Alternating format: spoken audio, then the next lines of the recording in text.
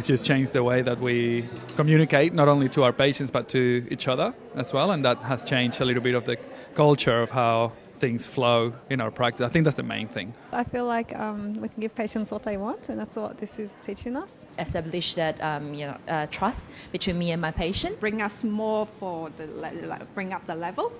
Well, basically just building a rapport more with the co-workers, but also with the clients.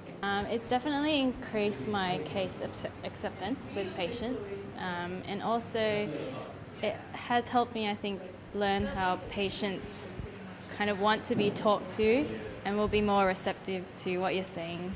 Being able to present things better in such a way that you sleep better at night, you're offering them the best in the right way.